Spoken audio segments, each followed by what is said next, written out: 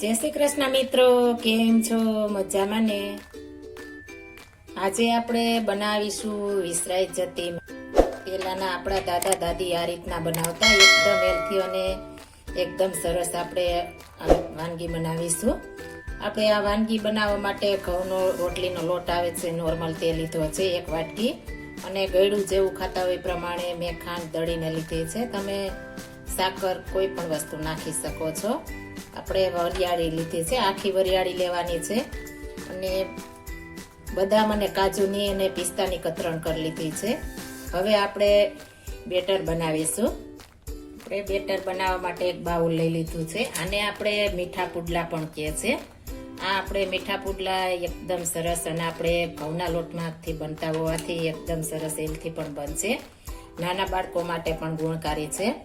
હવે તેમાં આપણે વરિયાળી લીધી છે તે નાખી દેશું, અને કાજુ બદામ પિસ્તાની કતરણ પણ નાખી દેશું, અને આપણે થોડી ઉપરથી નાખીશું, ગાર્નિશ કરવા માટે થોડીક રહેવા દેશું. આ સરસ આપણે મિક્સ કરી લેશું. 1 ચપટી આપણે નિમક નાખીશું. નિમક નાખવાથી એકદમ મસ્ત આપણે બનશે મીઠા પુડલા. પેલા સરસ આ રીતના મિક્સ કરી લેવાનું છે. હવે થોડું પાણી આપણે નાખતા જઈશું અને બેટર બનાવતા જઈશું. એકી સાથે નથી નાખવાનું, અને લમ્સ એક પણ રહેવા દેવાના નથી. એકદમ સ્મૂથ આપણે બેટર બનાવવાનું છે.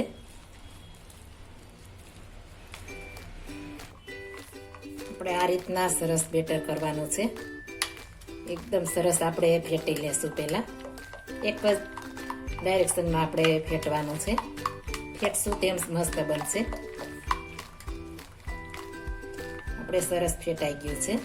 આ રીતના આપણે બેટર બનાવવાનું છે.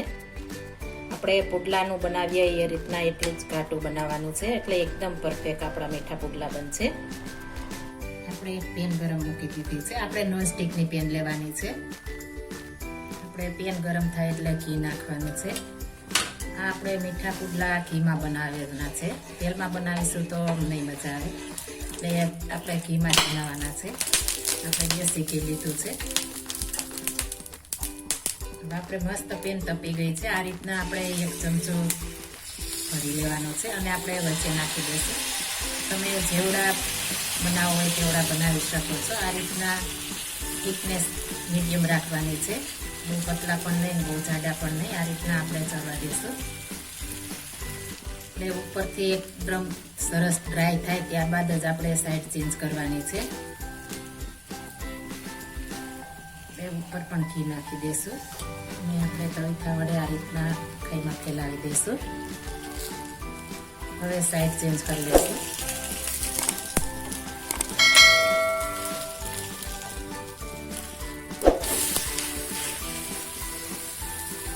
એકદમ મસ્ત આપણે ચડી ગયું છે. ફરી સાઈડ ચેન્જ કરી લેશું.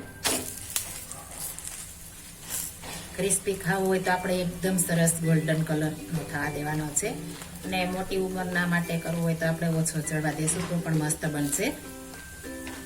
આ રીતના બનાવીશું એટલે આપણે એકદમ સરસ અને એકદમ હેલ્થી એવા આપણા મીઠા પુડલા તૈયાર થઈ જશે. હવે આપણે ઉપરથી જે દળેલી ખાંડ છે તે નાખી દઈશું.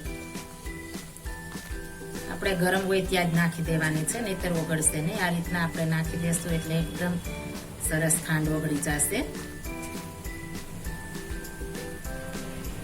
હવે આપણે આને એક પ્લેટમાં લઈ લેવાની છે.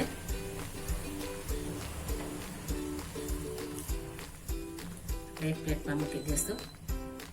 આ રીતના આપણે બધા પુડલા તૈયાર કરી લેશું. ફરી ઘી નાખી દઈશું.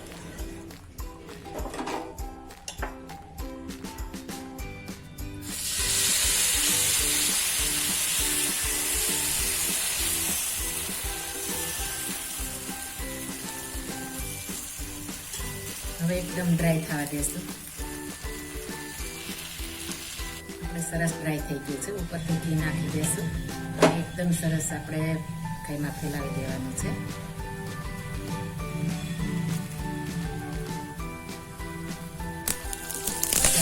કરી લઈશું. આ રીતના આપણે બધા પુડલા તૈયાર કરી લઈશું. આપણે મસ્ત પુડલા તૈયાર મીઠા થઈ ગયા છે. હવે આ કાજુ બદામની કતરણથી આપણે ગાર્નિશ કરી દઈશું. તો તૈયાર છે આપણા દાદી વખતના વિસરાઈ જતા મીઠા પુડલા. આ પુડલા એકવાર બનાવશો તો તમારા ઘરના બધાને ભાવશે અને એક બધાના ફેવરિટ થઈ જશે. એટલા મસ્ત બને છે. જો આ મારી રેસીપી પસંદ આવી હોય તો મારી ચેનલ લાઈક, શેર અને સબસ્ક્રાઈબ કરી દેજો. ફરી મળીશું નવી રેસીપી લઈને. જય શ્રી કૃષ્ણ.